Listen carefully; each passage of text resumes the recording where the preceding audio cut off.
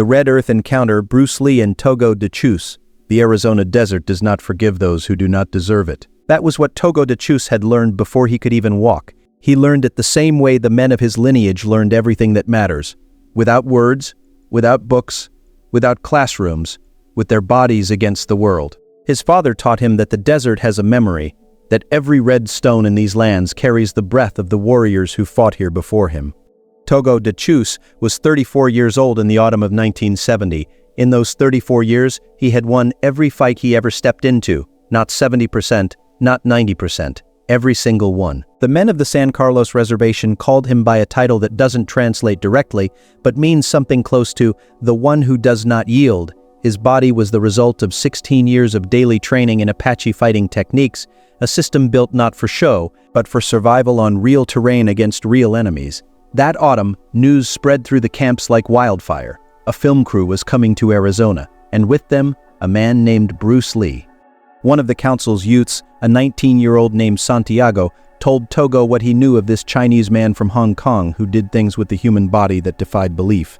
Togo Duce listened in silence, then asked, "Does he come with an escort?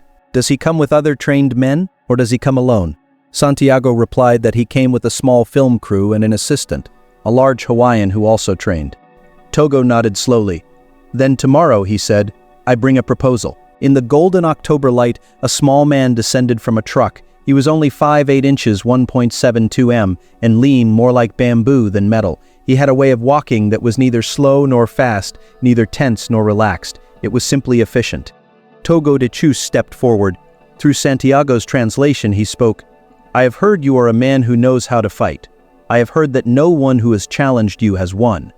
I want to know if what you know works outside of a gym, outside of a movie studio, here on this earth."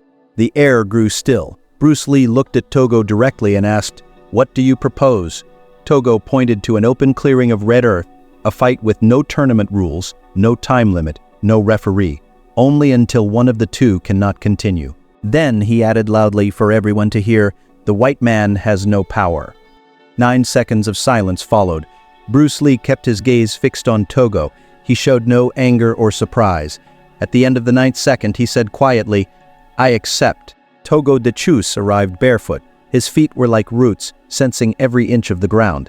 He removed his shirt, revealing a rugged physique hardened by decades of real labor and combat. Bruce Lee entered from the opposite side. He also removed his shirt. Side by side, Togo had 15 centimeters in height and 28 kilograms in weight over Bruce. From the first exchange, it was clear, Togo Duce had no interest in distance. He didn't use flashy kicks or combinations. He fought to close the gap, to grapple, and to take the fight to the ground, his home. Togo lunged with incredible speed for his size. Bruce dodged, but his foot found a patch of loose sand he hadn't calculated. Togo sensed the slight imbalance instantly. His hand snatched Bruce's ankle, and in the next heartbeat, Bruce Lee was on the ground. Bruce rolled and recovered in 2 seconds, but the message was sent, "This man can take him down." For the next few minutes, Togo used the terrain as a weapon. He knew where the dust would slip, where a buried stone could twist an ankle, and which way the wind blew the dust to blind an opponent. Twice more, Togo took Bruce to the ground. The second time, Bruce landed hard on his side. The earth does not give like a gym mat. 5 minutes in, the unthinkable happened. Togo caught Bruce's left arm, twisted his body, and forced him onto his back. Togo pinned him with a knee to the chest. His right hand stopped just 4 centimeters from Bruce's throat. And then, something strange happened.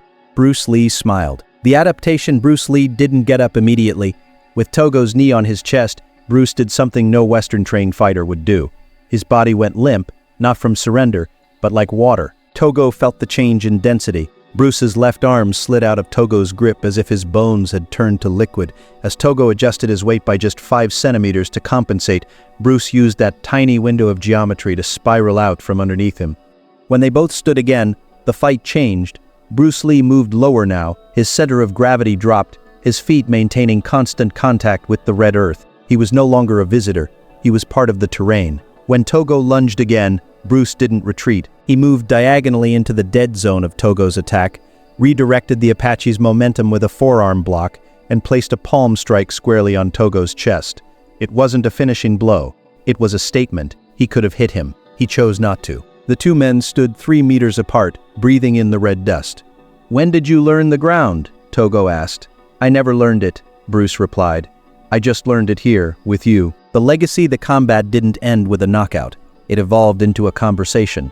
They sat on the rocks for over an hour. Togo showed Bruce the principles of Apache wrestling, how to read the earth with the feet and how to fight from inside an opponent's movement. Bruce shared the physics of energy redirection and the manipulation of gravity. Before the crew left, Togo stood with Bruce one last time. "You said at the beginning that the white man has no power," Bruce reminded him. "I believed," Togo replied, "that everything from outside this land was power without roots. Power built on paper, not on soil." "And now?" Bruce asked. Togo looked at the small man who had fallen 3 times and risen each time, who had chosen to learn rather than to destroy. "I say the same," Togo said. "The white man has no power. But you are not the white man." Togo Duce would later say of that day, "He came looking for movie locations, he left with something that cannot be filmed."